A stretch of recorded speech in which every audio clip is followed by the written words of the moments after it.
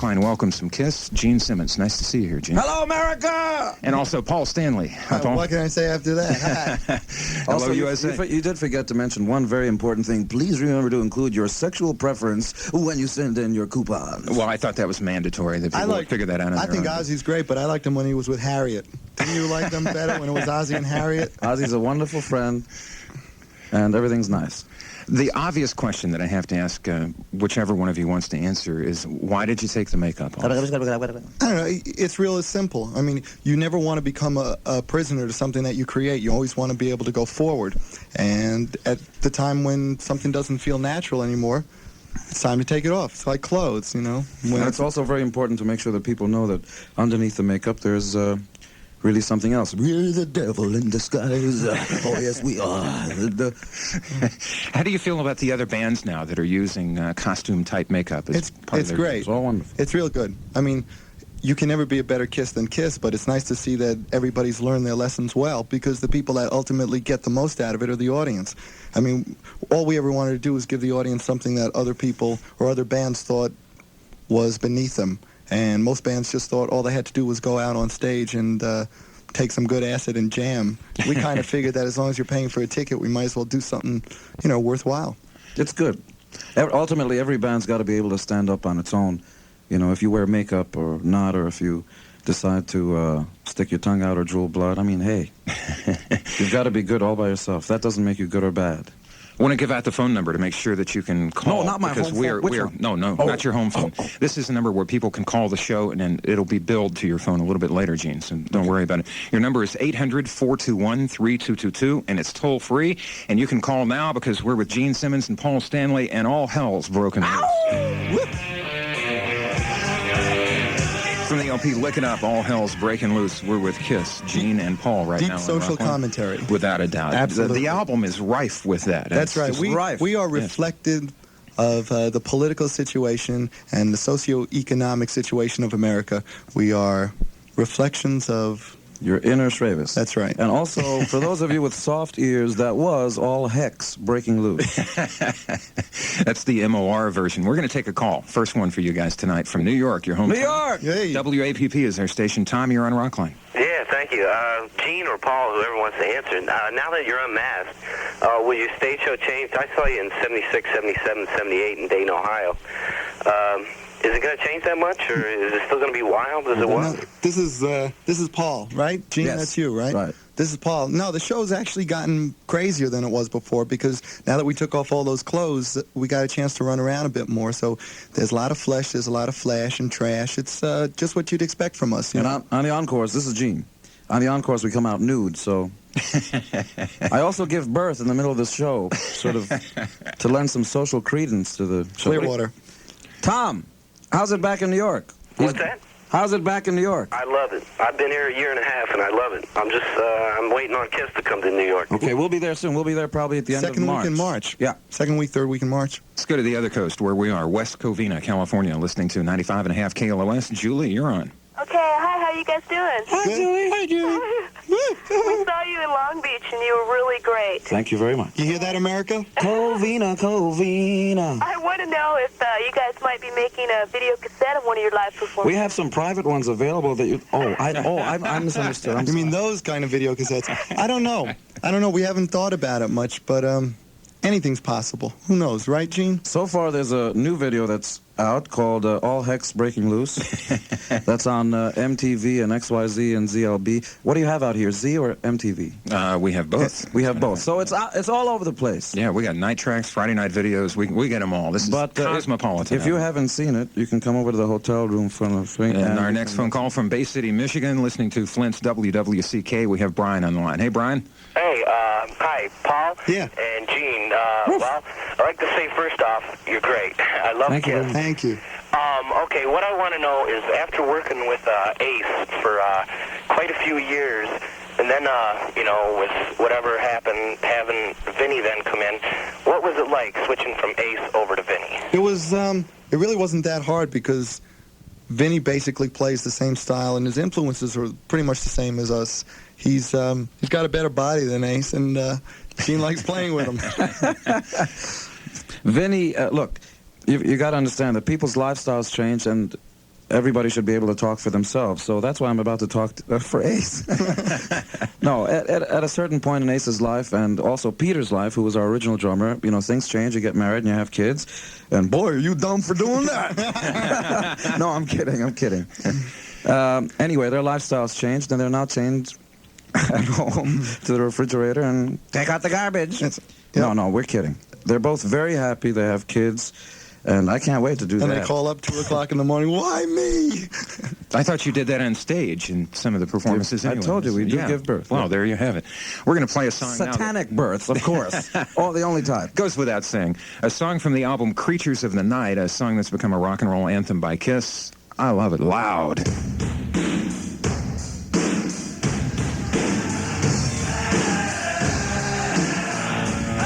I Love It Loud by Kiss on Rockline and the Global Satellite Network. We'll have more coming up with Paul Stanley and Gene Simmons. Your number again, 1 week from tonight, along with David Gilmour, the lead guitar player and singer-songwriter from Pink Floyd. Of course, we're with Kiss right now with Paul and Gene. Our next phone call from Gainesville, Florida, Rock 104, our affiliate. Eric, you're on Rockline. All right, Gene? Yes, sir. Yeah, you said your songs were politically motivated.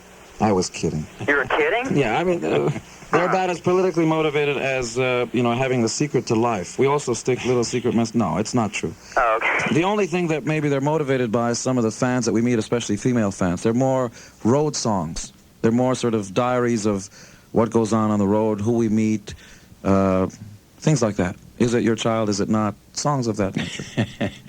Anything else, Eric? Wait, could you tell me how you feel about Reagan and his policies, We don't keep up on that because we have a deal with Reagan. He doesn't say what he thinks of Kiss, and we don't say what we think of Reagan. We kind of work like that. What an agreement. Let's go to Rockville, Maryland, and 98 Rock in Baltimore is our station. Hi, Paul. How are you? Hey, I'm doing fine. You're on the air. Okay. Across the Anytime country. today, Paul. Nationwide, Paul. It would be fun. How you doing? Good. How you doing? I'd just like to say that I really like your old stuff and your new stuff, too. Thank you. And, in 78, y'all did solo albums. For them. That's right. Yeah. I was wondering if you're going to do any more in the future and what they would be geared towards. I don't think we'll be doing solo albums, only because at this point, Kiss is really like a solo project for each one of us, because we really get our rocks off doing what we do, and there really are no compromises at this point, so there's really no need for us to do solo projects. Kiss is our solo project. I think by the time we start doing that, maybe we'll say goodbye. But what about that Raga Rock album that I had in the... Oh, that's not coming out. No. The Montavani. Oh, I can see that. Gene Simmons does Montavani. Montavani. Right. Thanks for the call, Paul. We'll move to Brockton, Mass. 94 HJY in Providence is what John is listening to. Hello. Hello. Gene and Paul, how you doing? Hey, we're doing fine. I love you guys. I've seen you 4 times. Met Thank you you. in person in Worcester. Worcester, all right. Worcester, Mass. We're coming back. We'll be there in about a month. Got my tickets. I can't wait. Oh, boy. Okay, I want to know, you guys been together 10 years, kicking ass everywhere. That's us. Yours and everybody else's. Oh, yeah. Do you feel you're still as strong as ever? Well, we just had our shoes resold, so we can kick more ass. I mean, it's... You know, that's a fair question, but I think the only people that can answer that, this is Gene, that was Paul, the only people that can honestly answer that are the fans. you. That's right. It doesn't matter what we think. We can do our best, and we can sweat every night and be on tour, but it really is always up to the people. You tell us. Yeah, it's really up to the fans. I mean, we're doing the best we can, and when they don't think we're doing what we should be doing, then We'll quit. we'll quit. John said he wanted to see you in concert, and you said you're headed toward that area before too long. You're right in the middle of a massive American tour. Right. We just played Salt Lake last night, and before the American tour, we were in Europe and Scandinavia. How many countries, Paul? Boy, I don't know. How many? 12. 12. That's right. That's what I was just thinking. Now, you did some South American dates where the attendance at some of the shows was 120, Yeah, it was 150,000 people. It was amazing. The largest stadium in the world is in Rio. Maracanã. It's called Maracanã. And it seats about 146,000 people. So we played there, sold the place out. Then we did another show that was about 120,000. And then we did an intimate show for 60,000. So it was great. It was a lot of fun. In the second show, there was an opening act, a local band, and otherwise it was Kiss. And that's the story of that story. And this is Lick It Up by Kiss on Rockline.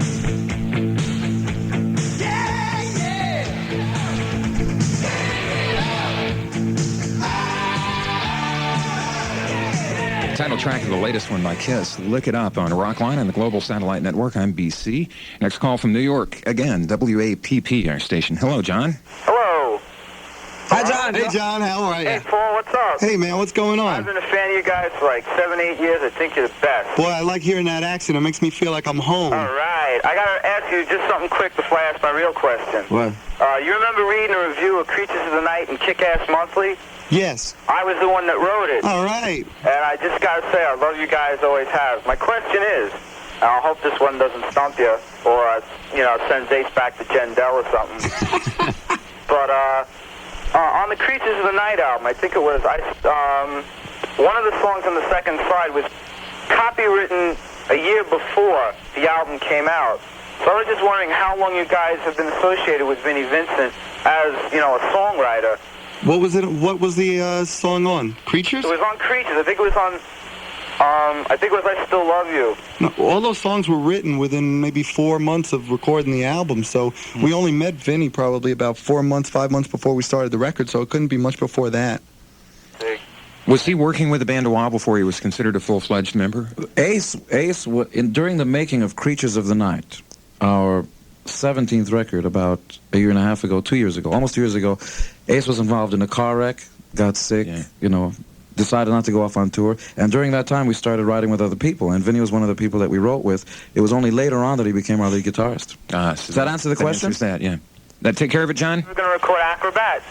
Acrobat, that's off our first record. Maybe. We have a call from our new affiliate in Denver, and it's nice to hear from KAZY.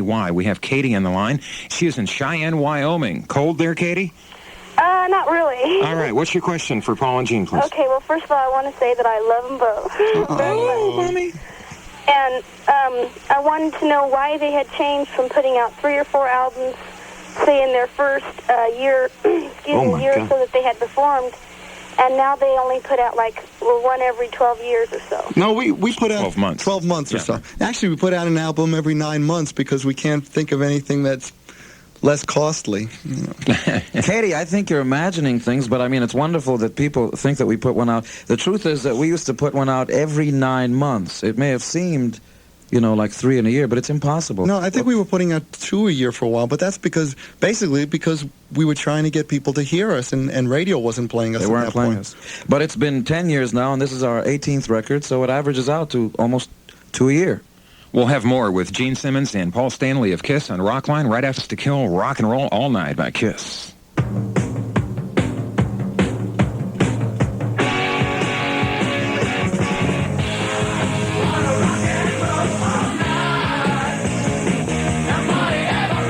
The past, Rock and Roll All Night on ROCKLINE and the Global Satellite Network. Our next phone call from Cleveland, Ohio. WMMF is our station. Don, you're on the show. Yeah.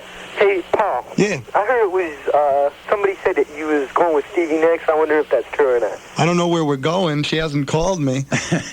Maybe Christine McVie knows something about that. We'll grab Chris and find out. Thanks for the call, Don. We'll go to Westminster, California. Eric is on the line listening to KLOS. Hi. Hey, Gene and Paul and Gene and Paul. Hey. What's up, guys? You tell me. All right. Hey, Paulie, do you remember San Bernardino, this crazy guy that ran backstage and told you he loved you? Yeah, you came on stage. That was me, bud. Hey, well, all right. Thanks a lot for not having me kicked out. I appreciate it. I was afraid somebody was going to make a wish and split you in half. I'm glad they didn't. That was one of my dreams right there, Paul. Well, I'm glad.